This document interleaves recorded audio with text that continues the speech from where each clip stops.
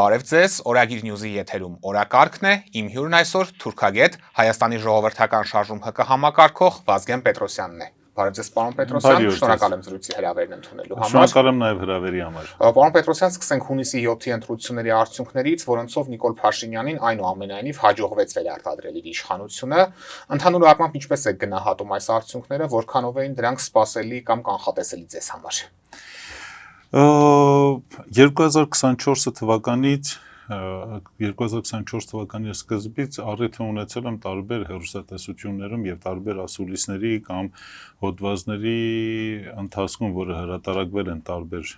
մամուլում, անդրադառնալ 2026 թվականի ընտրություններին եւ այն ժամանակ էլ ասել եմ, որ Նիկոլը ամեն միջոցի դիմելու է, որպեսզի վերընտրվի 2026-ին։ Քանի որ այս իշխանությունը Նիկոլի համար միայն իշխանություն չի, այլ իր կյանքի ապահովման, իր անվտանգության, իր ամեն ինչն է, բացարձակապես ամեն ինչն է։ Եթե որևիցե մեկը գիտի, որ իր ամբողջ կյանքը կախված է մի կտոր փայտիկից, այդ մարդը այդ փայտիկը բաց չի թողնելու։ Եվ Նիկոլը շատ պարզ հայտնի էր, որ Արցախի հանձնելուց հետո իր կյանքի մասին մտածելը դարել էր օրհասական խնդիր։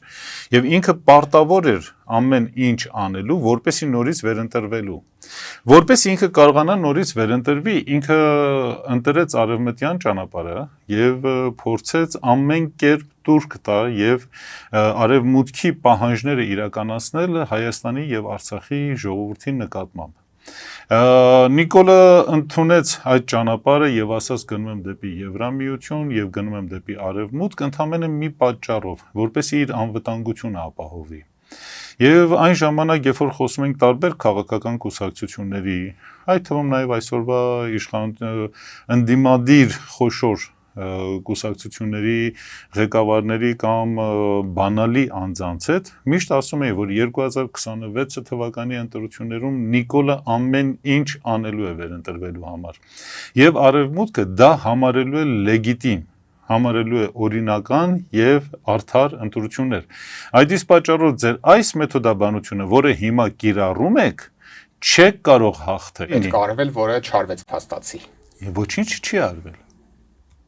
Խնդիրը դրանում է։ Տեսեք, կա մարդկային հոգեբանություն։ Մարդկային հոգեբանության մեջ հետևյալն է. մարդը միշտ սիրում է ուժեղին։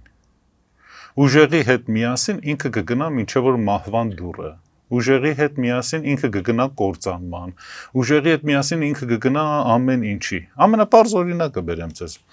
Երբ որ Տիտանիկը հարվածել էր արդեն սառցաբեկորին եւ խորտակվում էր, ամբողջ խորտակման process-ը տևել է շուրջ 3 ժամ, բայց առաջի 2 ժամը մեծամասնությունը չէր հավատում, որ այդ հզոր Տիտանիկը կխորտակվի։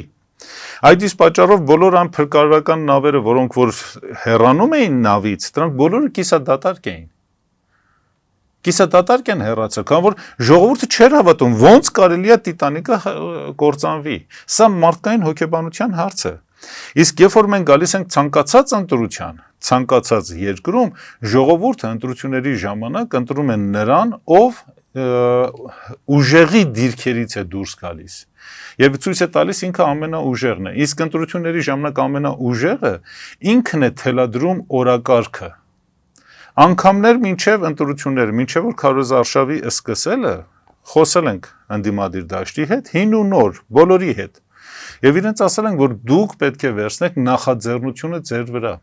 Դուք չի պիտի սպասեք Նիկոլը ինչ-որ մի բան ասի եւ դուք վազեք դա մեկնաբանելու։ Դա ամենասխալ մեթոդաբանությունն է։ Դա ցույց է տալու եւ ներշնչելու է ժողովրդին, որ Նիկոլը այնքան հզոր է, որ կարողանում է թելադրել քաղաքական դաշտը։ Մեծ հաշվով սա իրեն հաջողվեց։ Եվ իրեն հաջողվեց, քանի որ մեր գիտեք, հայ ժողովրդի դժբախտությունը նրանում է, որ ինքը ունի քաղաքական կուսակցություններ, բայց չունի քաղաքական մտածելակերպ ունեցող գործիչներ։ Մեզ մոտ մարդիկ են հայտ ներկայացրել քաղաքական դաշտում եւ իշխանություն եւ ընդդիմություն, բոլորը, որոնք որ չունեն քաղաքագիտական կրթություն։ Նրանք էլ ովքեր չակերտավոր իրենք իրենց համարում են քաղաքագետներ, անկեղծ ասած ոչ մեկը չգիտի թե ինչ է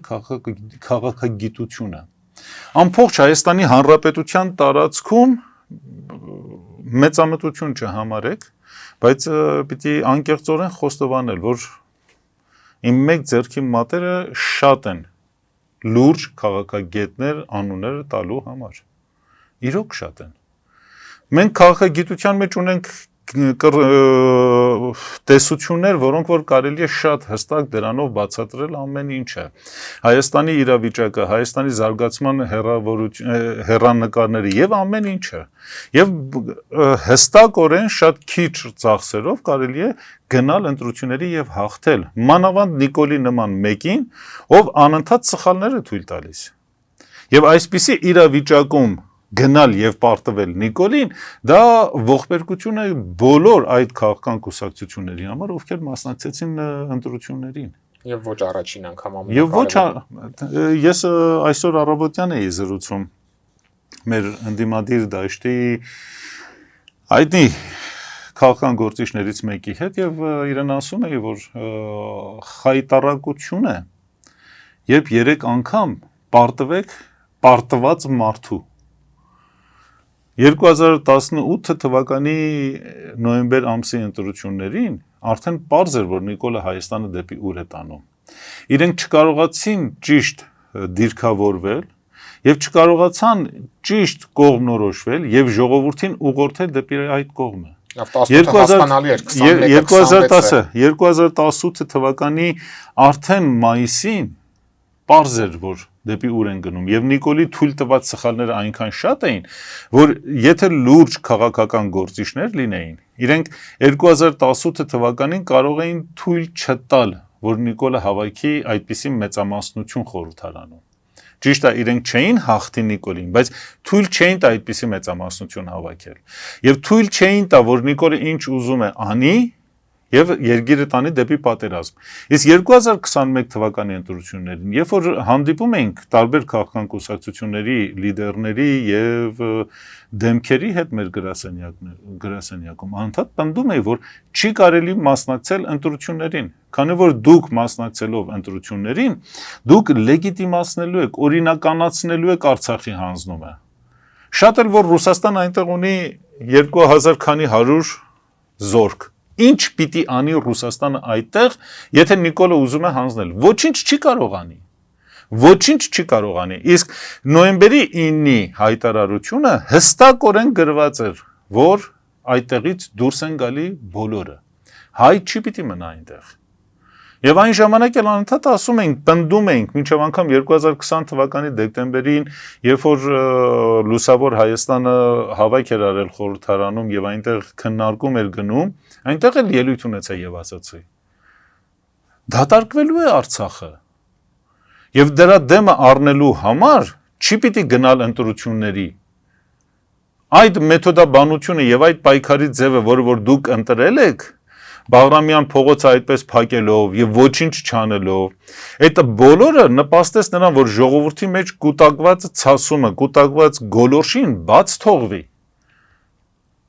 Ուստի ինձ բերում է մեկ այլ եզրակացության, որ Հայաստանում գոյություն ունեցող քաղաքական դաշտում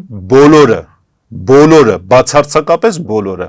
իշխանությունից սկսած մինչև վերջի ընդդիմադիրը, բոլորը խաղում են արևմուտքի դաշտում։ Ամեն մեկին մի դերակատարում է տրված եւ ամեն մեկ այդ դերակատարումը մինչեւ վերջ տանում է։ Հարցը առաջանում, ուր է հայկական շահը։ Ուր է հայկական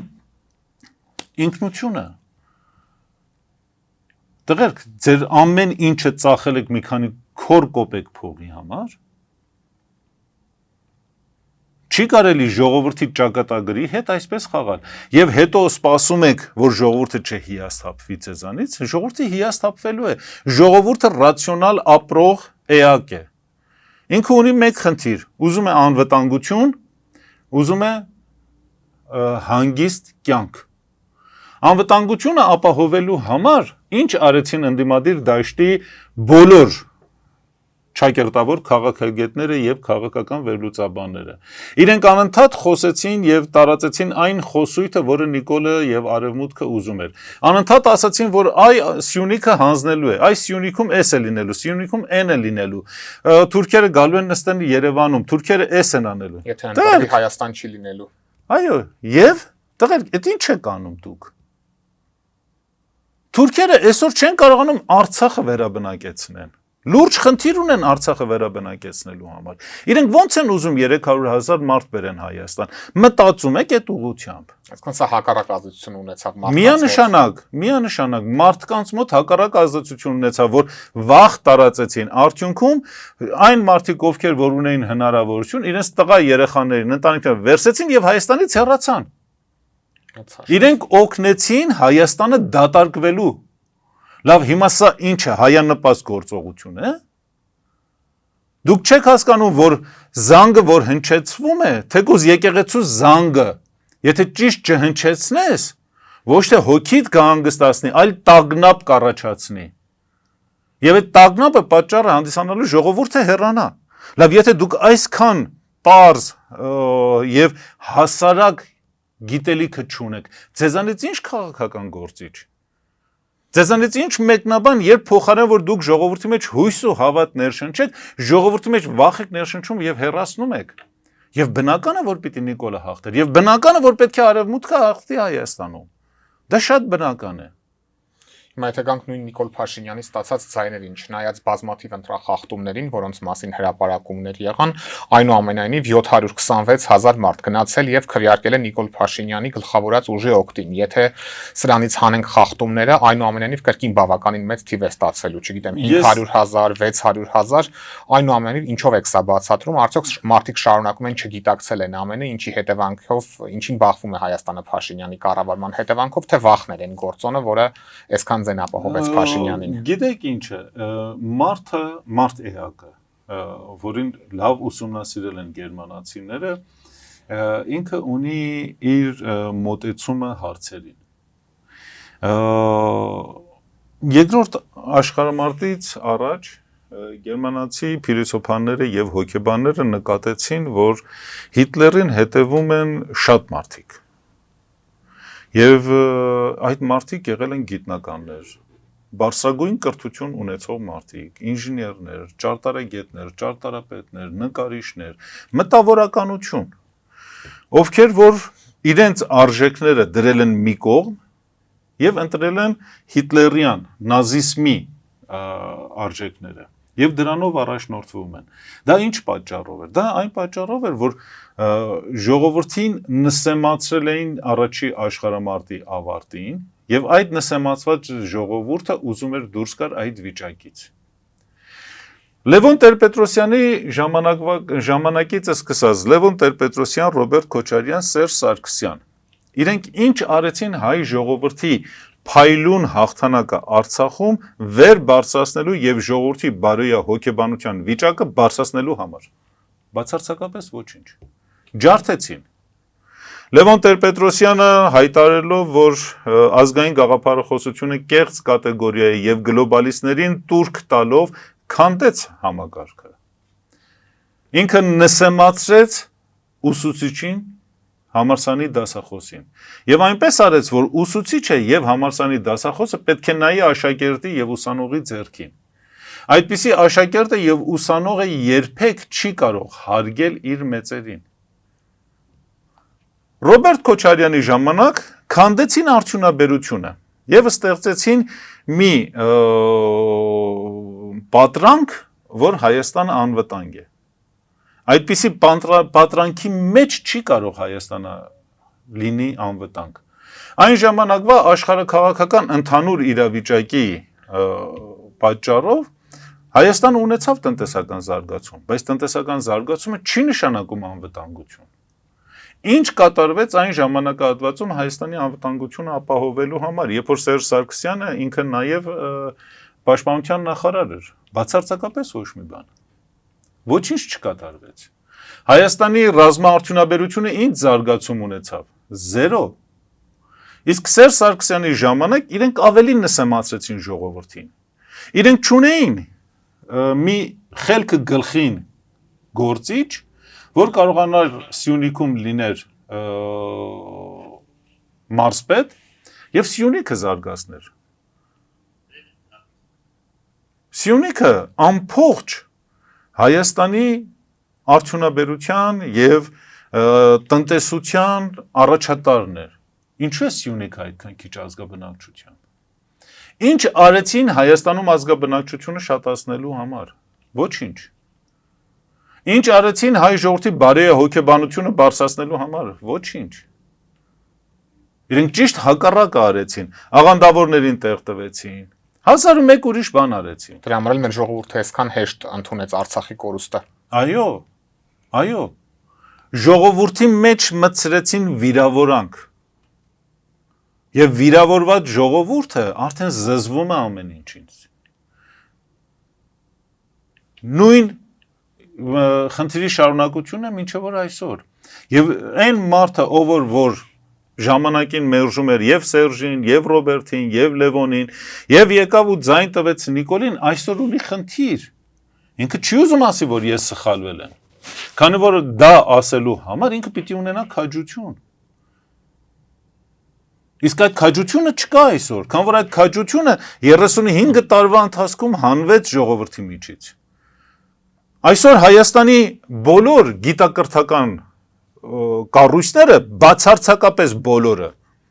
սկսած Երևանի պետական համալսարանը, մանկավարժական համալսարանը, ամերիկյան համալսարանը, սլովանական համալսարանը, բոլորը ֆրանսիական համալսարանը Հայաստանում արտադրում են գլոբալիստներ։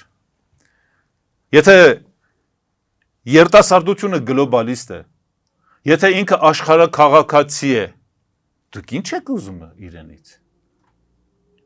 Ուզում եք հանուն հայրենիքի ինչ որ մի գործ անի, չի անելու։ Այս ծառը, որը որ ջրեց Լևոն Տեր-Պետրոսյանը, հիմքից փտած է։ Հիմքից փտած է, իր ուղեղի նման փտած է։ Մեր խնդիրը այստեղ է, մեր խնդիրը հիմնային խնդիր է։ Եվ այս հիմնային խնդիրը լուծելու համար այսօրվա քաղաքական դաշտում ստեղծված երկրաշարժը եւ ավերակները, որ թափել է մեր գլխին, պիտի թափել ամբողջությամբ պիտի թափել։ Եվ պետք է սկսել 0-ից։ Նոր քաղաքական համակարգ ձևավորել։ Գիտեք, մենք աշխարհում ոչ առաջինն ենք, ոչ էլ վերջի ժողովուրդը, որ նմանատիպ գործողություններ է սկսել։ Նաև հենց սրա մեջ եք տեսնում Նիկոլ Փաշինյանից ազատվելու ճանապարհը, քանի որ այնուամենայնիվ նույն հենց այս ընտրությունների պաշտոնական արդյունքներով 560,000 մարդ քվեարկել է Փաշինյանին հեռացնելու օգտին։ Գիտեք, Նիկոլը, ես նախ եւ առաջ կասկածում եմ, անկեղծ ասած, որ այդքան մարդ ձայն տված լինա Նիկոլին։ Ընդդիմության մասին է խոսքը արդեն։ Հիմա սպասեք, արեք մի քիչ ավելի իրապաշտ լինենք։ Ընդդիմությունը մասնավորապես ուժեղ Հայաստանը շատ սխալ քաղաքականություն վարեց եւ ես իրենց ասել եմ հանդիպման ժամանակ երբ որ հանդիպել ենք, ես իրենց ուղիղ եմ ասել։ Ասել եմ, տղերք, ինչու եք անգլիացիների խաղը խաղում։ Երբ որ սա մինչև որ ընտրություններն էր, ընտրարշավները 300,000-ի թեզը նկատի ունեք այստեղ։ Չէ, դեռ 300,000 դնենք մի կողմ։ Ասացի, երբ որ դուք խոսում եք Ռուսաստանում, որ ձեզ կուղարկենք Հայաստան, որպեսզի այնտեղ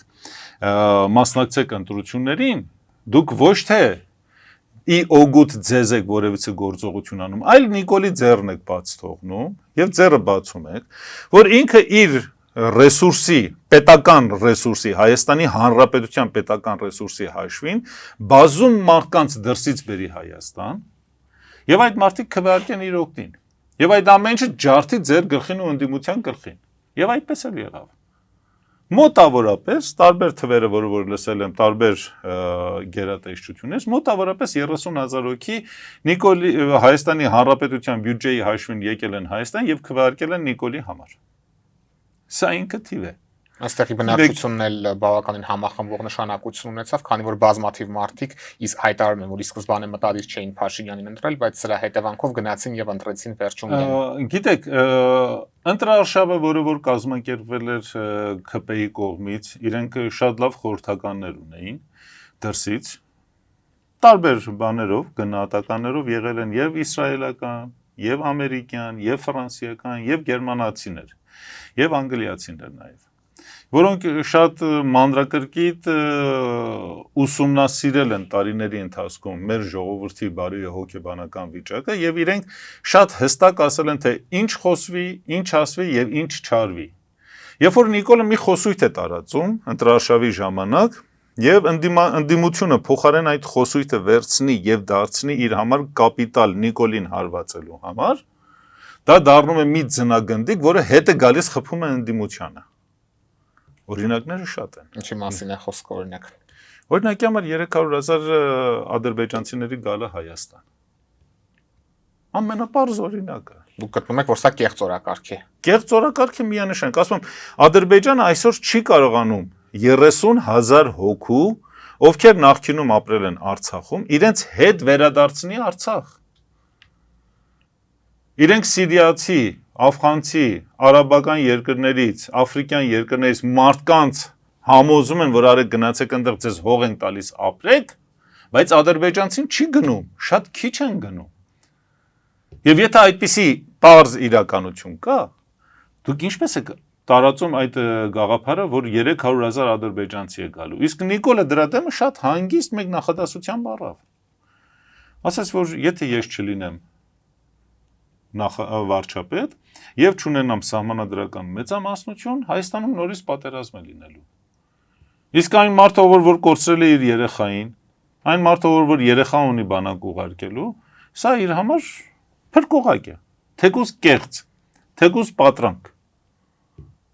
Բայց փրկողակ է։ Ինքն իրեն համոզելու համար գոնե։ Այո։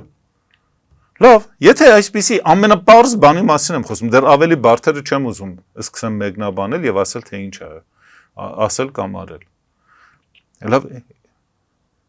դեռ եթե մտածել չեք սիրում,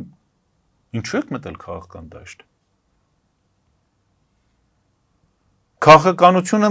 մեծ խոսել չի։ Քաղաքականությունը ծրագրավորում է գալիք 100 տարվա համար, գոյությունը տապահովելու, անվտանգությունը տապահովելու եւ առաջխաղացումը տապահովելու համար։ Եթե դու չունես նմանատիպ ծրագիր, ինչի ես մտել քաղաքական դաշտ։ Ինչա դուք չէիք կարողանում պատկերացնել, որ Նիկոլը ատամներով, սվիններով պահելու է իր իշխանությունը։ Ինչու դուք առաջի օրվանից չունեիք պլան B։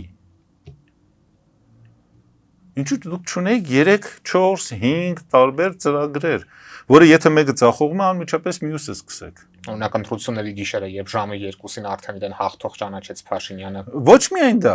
Սահմանադրության բանում կենտրոնական ընտրական հանձնաժողովում վերահաշվարկ է գնում։ Ինչ էր անում ընդդիմությունը։ 500,000 մարդ է իրեն ձայն տվել։ Այդ 500,000-ից ասեք 5,000 հոգի արեք ժողովուրդ ջան ըստեղ եւ ձեր քվեն պաշտպանեք։ Մի շաբաթ տևավ, 10 օր տևավ, քանի օր տևավ։ Ասեք ամեն օր 5,000 հոգի մարդ թող կա։ Ինչու չարեցիք։ Դա ուժի ցուցադրություն է։ Դա ուժի ցուցադրություն էր։ Ամենապարզ ուժի ցուցադրությունը չեք արել եւ մեղադրում եք ժողովրդին։ Ինչ 700,000-ի մասին եք խոսում։ Ինչ եք արել այդ 700,000 մարդու մտայնությունը, մտածելակերպը, մոտեցումները, հարցերին փոխեք։ Եթե ես այս բայժակը ջուր ջլեցնեմ եւ հետո բողոքեմ, որ այս բայժակը դատարկ է եւ չի կարողանում իմ ծարավը հագեցնի, ով է մեղավոր։ Ինչ եք մեղավոր փնտրում, ինչ եք ժողովրդին մեղադրում։ Այս անգամ էլ բավականին բարձր մասնակցություն եղավ։ Շատ բարձր մասնակցություն եղավ։ Բայց չկարողացան իրենք մոբիլիզացնեն, կենտրոնացնեն իրենց ուժերը, որպեսզի ճիշտ օգտագործեն իրավիճակից։ Եվ սահմանադրական դատարանում էլ 3 ավարտվեց ընտրությունների արդյունքների վիճարկող 7 ուժերի դիմումի քննությունը, համապատասխան որոշումը արդեն կհրապարակվի հուլիսի 4-ին։ Անձամբ ինչ ակնկալիքներ ունեք այս որոշումից, հաշվի առնելով այն իրողությունը, որ սահմանադրական դատարանի գործող կազմի 9 դատավորներից 8-ը այս իշխանության օրոք են ընտրվել, բացառապես ԿՊԱ-ականների ձայներով։ Դուք ինքներդ ասում եք եւ ուզում եք ես մեկնաբանեմ։ Աշխատավարձում վերջերս են բարձրացրել։ Դուք գնացեք Նիկոլին ասեք, որ ինչ կասի սահմանադրական դատարանը հուլիսի 4-ին։ Պարզը որ ի օգուտ Նիկոլի պիտի ասի ամեն ինչ։ Այլ բան եք սպասում։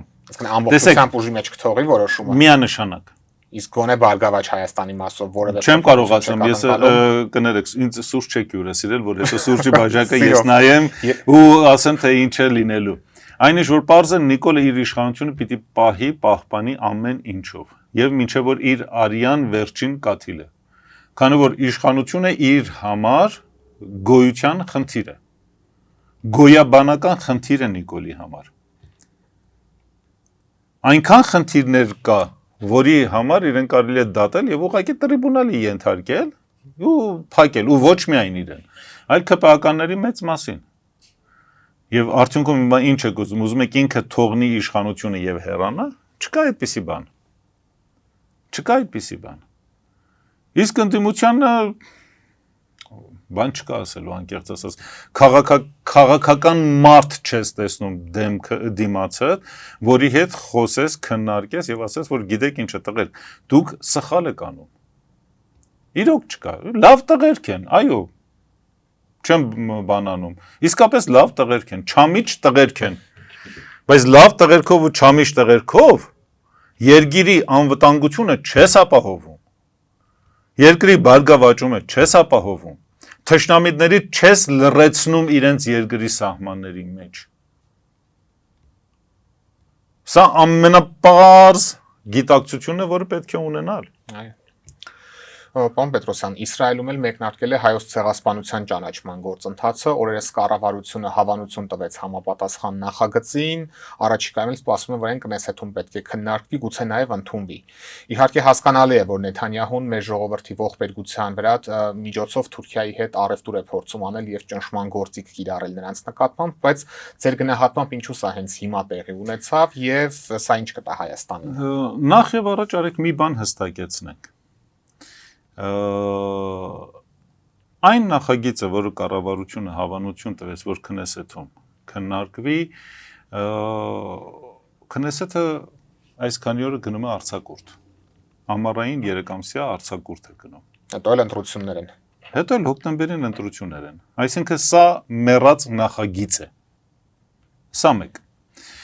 Երկրորդ հերթին։ Միացյալ Նահանգների երկու ոտքերը տարածաշրջանում, մերձավոր արևելքում, Թուրքիան է եւ Իսրայելը։ Միացյալ Նահանգները իր ընդհանուր աշխարհաքաղաքական խնդիրներից ելնելով թույլ չի տա այս երկու ոտքը իրար հետ բախվեն։ Թույլ կտա, որ մի ոտը մյուս ոտից ավելի առաջ շարժվի, բայց թույլ չի տա, որ իրար հետ բախվեն, քանի որ ինքը կկորցնի իր հենարանը ամբողջ մերձավոր արևելքում։ Ուստի այնինչ որ հիմա տեղի է ունենում մեր տարածաշրջանում, մանավանդ Իսրայել-Թուրքիա հակամարտությունը, չունի այն պատկերը, ինչը որ հայկական մամուլը փորձում է ներկայացնել։ Մոտալուտ պատերազմի մասին են խոսում շատերը։ Ոչ մի պատերազմ տեղի չի ունեն այդ երկու պետության մեջ։ Եթե անկեղծ լինենք, Թուրքիան, եթե ուղղակի եմ ասում, չմատակարարի իսրայելական բանակի ամենօրյա սնունդը, որը ինքը շաբաթը մեկ նավով ուղարկում է Իսրայել, իսրայելական բանակը սոված կմնա։ Բառացիորեն, եթե Թուրքիան չմատակարարի Իսրայելի բանակի ավիավառելիքը, իրենք չեն կարող թռչեն։ Եթե Թուրքիան չտա Իսրայելի բանակի դիզ վառելիքը, տանկերը չեն շարժվելու։ Եթե Թուրքիան չտա Իսրայելին շինանյութը, որպես իրենք վերականգնեն իրենց ավերվածությունները, Իսրայելը կմեռնի։ Այսինքն այստեղ Թուրքիան շատ բան կարիք չունի Իսրայելին չոքացնելու համար։ Ուղղակի պիտի կտրի դրանց։ Մի ամիս չմատակարարի։ Բաքու ջիհանը փակի օրինակ։ Ուստի այն ինչը որ խոսում են, դա ամբողջական խճանկարի մի անկյունի թատերական խաղ է, որ խաղում են։ Այդ դեպքում ինչու է նախագիծը ընդունվեց այս փուլում։ Հիմա բացատրեմ ձեզ։ Փետրվարի 28-ին տեղի ունեցավ Միացյալ Նահանգներ Իսրայել համատեղ հարձակումը Իրանի վրա։ Եվ Իսրայելը եւ Միացյալ Նահանգները երկուսն էլ միջուկային տերություններ են։ Իրենց հարձակումը Իրանի վրա եւ Իրանի կազմակերպված լավ դիմադրությունը այդ հարձակմանը եւ ամբողջ տարածաշրջանի ավերումը Իրանի կողմից եւ Հորմոզի նեղուցի փակումը շատ մեծ ապտակ էր եւ Իսրայելին եւ Միացյալ Նահանգներին։ Արդյունքում Իրանի հեղինակությունը ամբողջ աշխարհում մասնավորապես արաբական երկրներում բարձրացավ։ Հիմա եթե Միացյալ Նահանգները կարիք ունի տարածաշրջանում ինչ որ գործողություններ իրականացնի, իրենք կարիք ունեն մի իսլամական պետության, որը չեմ ասում այս պահին համահավասարազոր հեղինակություն ունենա Իրանի հետ միասին, բայց ինքը ինչ որ հեղինակություն պիտի ունենա։ Եվ այդ հեղինակության ստեղծելու համար իրենք ցույց են տալիս, որ իբր թե Թուրքիան եւ Իսրայել ունեն հակասություն։ Եվ այս հակասության գագաթնակետը իրենք բերում են հասցնում են հայոց ցեղասպանությանը։ Հայաստանում գոյություն չունի հզոր կենտրոնական իշխանություն, որը կարողանա հայկական շահը պահպանի եւ պաշտպանի միջազգային ասպարեզում։ Գոյություն ունի ճանաչումը զենքայնացում է մեկնաբանում Նիկոլ Փաշինյանը։ Նիկոլը ինչ է հասկանում։ Ասում եմ մեզ ինչ է տալու մեծ հաշվով։ Ճիշտ է ասում իսկապես, մեծ հաշվով ոչ մի բան չի տալիս։ Եթե դու խելք չունես, չես կարող օգտվես այդ ամեն ինչից։ Իսկ այսօրվա Հայաստանի իշխող կուսակցությունը ծախվածների հավաքածու է։ Դավաճանների հավաքածու է։ Եվ ինչ եք ուզում եք, որ իրենք կարողանան մի բան օգտվեն, ոչ, չեն կարողանա։ Սա Մարգարիտ է Քրիստոսի ասելով, որը թափվում է խոզերի առաջ։ Իսկ խոզերը ինչ են հասկանում դրանից։ Հետ վերադառնամ մեկնաբանության, թե ինչու է ճանաչում Իսրայելը։ Իսրայելը ինքն էլ որոշող չի։ Այնտեղ են վերևում կա Միացյալ Նահանգներ, որը ասում է դու ճանաչիր հայոց ցեղասպանություն, օրինագիծը ընդունիր, բայց հետո մենք ոչ մի բան չենք անելու, որպեսզի Թուրքիայի հեղինակությունը բարձրացնենք։ Քանի որ Միացյալ Նահանգների եւ Իրանի երրորդ պատերազմը սարերի հետևում չի։ Չի բացառվում, որ շատ շուտով մի քանի ամսվա ընթացքում նորից տեղի ունենա երրորդ պատերազմը։ Քանի որ խնդիրները, որը որ Միացյալ Նահանգները դրել էր իր դիմաց լուծելու համար, ձախողվել է։ Իսկ Միացյալ Նահանգները այսօր խնդիր ունի։ Վերջի 500 տարվա ընթացքում աշխարհում կործանվել է 13 կայսրություն։ Ամեն մի կայսրության կործանման ժամանակ այդ տվյալ կայսրությունը հրահրել է պատերազմ, որպեսզի կարողանա այդ քաոսային վիճակից, այդ պատերազմական իրավիճակից օգտագործի առավելագույնը։ Այսօր Միացյալ Նահանգների հեգեմոնիան ամբողջ աշխարհում կործանման է գնում։ Եվ այդ կործանումը սկսվեց սովետական միության փլուզումից հետո, երբ իրենց հայտարարեցին աշխարհի ոստիկան եւ սկսեցին հարվածել տարբեր երկրներում եւ տարբեր պատերազմներ հրահրելով։ Ամենապարզ օրինակը բերեմ։ Մինչև 1999 թվականը Միացյալ Նահանգների արտաքին պարտքը եղել էր $900 միլիարդ։ Այսօր Միացյալ Նահանգների արտաքին պարտքը, պետական պարտքը կազմում է $38 տրիլիոն։ Եվ շատ արագ դեռ աճում է։ Սա նշանակում է, որ Միացյալ Նահանգները հսկայական քանակությամբ գումար է տպել եւ լցրել աշխարհում, որպես իր հեգեմոնիան պահի, բայց արդեն դա չի ստացվում։ Եվ սա խնդիր է Միացյալ Նահանգների համար։ Այդ իսկ պատճառով, որպեսզի ապագա աշխարհում Միացյալ Նահանգները ունենա խոսք ասելիք, ինքը պարտավոր է վերահսկել բոլոր ենթակառուցվածքները։ Իսկ ապագա աշխարհը արդեն շատ հստակ երևում է, ունի երկու գլուխ՝ Չինաստան եւ Միացյալ Նահանգներ։ Եվրոպան, Ռուսաստանը եւ մնացածը արդեն երկրորդ դիրքերում են։ Երկրորդական, երրորդական, մինչև որ մնացած տեղերը։ Հիմա Միացյալ Նահանգները որպեսի կարողանա մրցել Չինաստանի հետ, ինքը պետք է վերահսկի նեղուցները։ Իսկ աշխարհում կա ընդամենը 11 նեղուց, որտեղից կատարվում է աշխարհի շուրջ 80% առևտուրը։ Այդ նեղուցներից 3-ը, որոնք ամենակարևորն են, մեկը Բոսֆորը թողնենք մի կողմ, Բոսֆորից այդքան մեծ չի։ Հորմոզի նեղուցն է, որտեղից անցնում է աշխարհի նավթի 20%-ը, պարարտանյութի 47%-ը, ալյումինի 17%-ը, հելիումի մոտ 80%-ը եւ այլ մնացած ամեն ինչ։ Երկրորդը Ադանի նեղուցն է, որտեղ որ Յամանն է վերահսկում, Եմենն է վերահսկում, եւ այդտեղից էլ կատարվում է մոտավորապես 30% առևտուրը Ասիայի, Եվրոպայի եւ Աֆրիկայի միջև։ Երրորդը Տայվանի նեղուցն է, որը գտնվում է Չինաստանի եւ Տայվանի արանքում։ Եվ այդտեղից ամբողջ Արևելյան Ասիան իր առևտուրն է կատարում աշխարհի հետ։ Չորրորդը Պանաման է։ Պանաման մինչև Թրամփի իշխանության գալը գտնվում էր Չինաստանի վերահսկողության տակ։ Թրամփը եկավ, որպեսի կարողանա այդ ամեն ինչը հետ բերել։ Անշուշտ այստեղ Թրամփը ինքը անձը չի, ինքը համակարգ է։ Միացյալ Նահանգների ստվերային իշխանությունը իրենք հասկացել էին, որ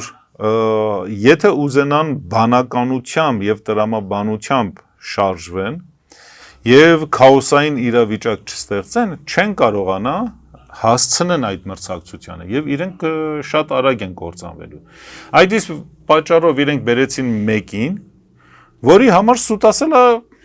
ջրի նման խմելու մի բան է։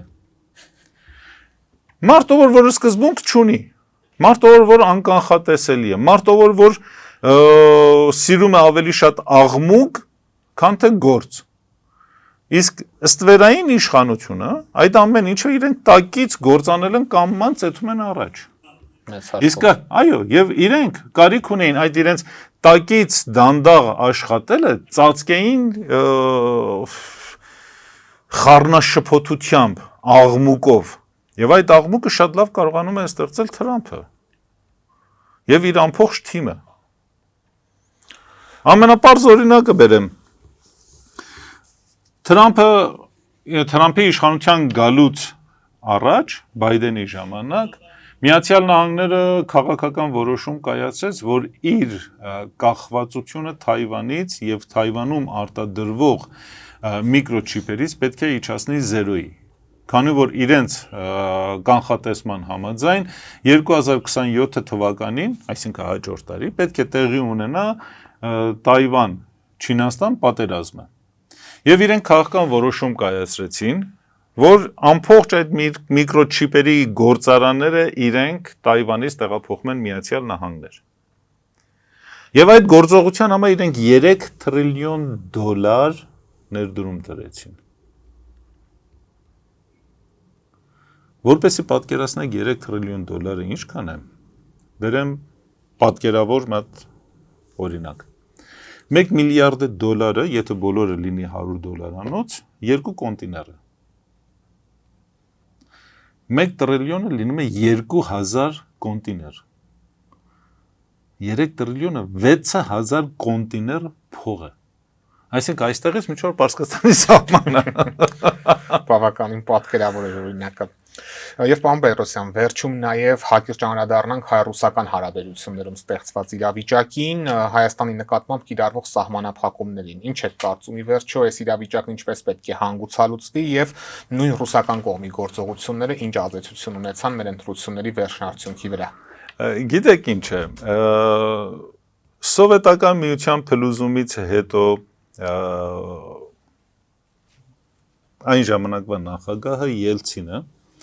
եթե չսխալվեմ 1992 թվականի հունվարին ճամփորդեց Միացյալ Նահանգներ եւ Միացյալ Նահանգների սենատում ելույթ ունեցավ եւ սկսեց հետեւյալ նախադասությամբ. Աստված պահի պահպանի Միացյալ Նահանգները։ Եվ դրա հաջորդ օրն էլ դուք չեք հիշի, ձեր տարիքը ուղղակիորեն թույլ չի տա դա հիշեք, այլ մեծերը կհիշեն անպայման, որ Ելցինը շորտիկ էր հագել սպորտային, մեկ հատ էլ հետֆոն ականջներին Նյու Յորքի Վաշինգտոնի փողոցներում վազում էր։ Դրա հաջորդ ժամանակահատվածում այն ժամանակվա Ռուսաստանի Դաշնության արտաքին գործերի նախարար Կոզիրևը որպես բարի կամքի դրսևորում Միացյալ Նահանգներին հանձնեց ավելի քան 1000 լրտեսների եւ հետախույզների, ովքեր աշխատում էին Սովետական Միության համար։ Եվ Միացյալ Նահանգները տեսավ, որ օրինակի համար իրենց ստորջրյա ռազմական հակահետախուզության պետը տասնյակ տարի աշխատել է որպես լրտես Սովետական Միության համար։ Եվ դրա դիմաց ընդամենը ստացել է շատ չնչին գումար։ Կամ դաշնային հակահետախուզության արտաքին հետախուզության վարչության պետը տասնյակ տարի մարդ է նշանակել, որ իրենք գնան լրտեսություն անեն Սովետական Միության կամ տարբեր երկրներում, այդ անձը, որ նշանակել այդ լրտեսն է, եղել է Սովետական Միության լրտես։ Եվ այդ լրտեսության համար շատ քիչ գումարներ է ստացել։ Սա բերեց նրան, որ Միացյալ Նահանգների ուղեղային կենտրոնները, մասնավորապես Rand Corporation-ը, եկան այն եզրակացության, որ պետք է քանդել գաղափարախոսությունը, ընդհանրապես բոլոր գաղափարախոսությունները քանդել, քանի որ դու կարողանում ես գաղափարախոսության մարդուն համոզել, որ այդ մարդը ինչ-որ գործողություն անի հանուն քո շահերին, եւ այդ մարդը երբ համոզմունք է ձեռք բերում, այլևս գումարը իր համար երկրորդական է դառնում, նյութականը դառնում է երկրորդական։ Եվ մենք տեսնում ենք, որ 92 թվականին Ելցինը Սենատում ելույթ ունեցավ եւ Միացյալ Նահանգներից խնդրեց, որ մի քանի տնտեսագետ իրենց տրամադրեն, որպեսզի այդ տնտեսագետները Ռուսաստանի տնտեսությունը հասցնեն Միացյալ Նահանգների տնտեսության զարգացման մակարդակի։ Եվ արդյունքում քանդվեց Ռուսաստանի ամբողջ ռազմաարդյունաբերությունը եւ արդյունաբերությունը։ Եվ մենք տեսանք քաոսային այն վիճակը, որը 1991-ից կար մինչեւ որ 2002-3 թվականը։ Այս ժամանակահատվածի ընթացքում 12-13 տարվա ընթացքում Սովետական Միությունից մնացած, այսպես ասած KGB-ն իրականության մեջ քանդվեց։ Եվ մինչև որ իրենք եկան եւ սկսեցին նորից վերականգնել իրենց ազդեցությունը, արդեն գնացքը անցել էր։ Դրա համար մենք տեսնում ենք, որ հետ Սովետական Միության երկրների տարածքում եւ Արևելյան Եվրոպայում Միացյալ Նահանգները ինչ ուզեցել է արել է։ Այդ թվում նաեւ Հայաստանում։ Հայաստանում Ռուսաստանը ինչ ունի։ Ռազմաբազա։ Ունի ընդհանրապես մատ ռազմաբազա։ Ունի մեկ հատ Մոսկվայի տուն եւ ունի մեկ հատ էլ Ռուսաստանի տուն։ Եվ ունի դեսպանատուն։ Ռազմաբազան դնենք մի կողմ։ Այս երեք կառույցները, այսինքն Ռուսաստանի դեսպանությունը, Մոսկվայի տունը եւ Ռուսաստանի տունը, իրենց վարկագծով ավելի շատ վարկաբեկում են Ռուսաստանին։ Անկեղծ լինենք։ Այդ հաշվով։ Այո։ Սլավոնական համալսարանը, որը որ իբր թե ֆինանսավորում է Ռուսաստանի կողմից, ավելի շատ հակառուս է արտադրում, քան թե ինչ-որ ռուսամետ մի գործիչներ։ Բավականին հակառուս դիրքորոշումներով դասախոսներ ունեն։ Այո։ Լավ, ինչ եք ուզում հիմա։ Ռուսաստանը իր թուլության պատճառով չունի Հայաստանում որևիցե քաղաքական լծակ։ Եվ այն ժամանակ, մասնավորապես 2010 թվականից հետո, երբ Ռուսաստանը փորձում էր վերականգնել իր հզորությունը նախկին տարածքներում, իրենք չգնացին կիրառելու փափուկ ուժի գործընթացով։ Եվ դրա համար իրենք Հայաստանում չունեն ոչինչ։ Հիմա Ռուսաստանը ինչ էլ որ անի, ի վնաս իրեն է լինելու։ Սահմանափակում է ապրանքների արտադրությունը։ Իրենք կորցնելու են։ Սա է խնդիրը։ Ռուսական շուկան է տուժելու առաջին հերթին։ Ռուսական շուկան չի տուժի։ Ռուսաստանը հիմա այն ինչը որ պետք է տանեին Հայաստանից, ինք տանում են Պարսկաստանից։ Ամբողջությամբ։ Իրենք դրա խնդիրը չունեն, իրենց շուկան չի տուժի, մենք ենք որ տուժում ենք։ Շնորհակալ եմ պարոն Պետրոսյան հետաքրքիր զրույցի համար։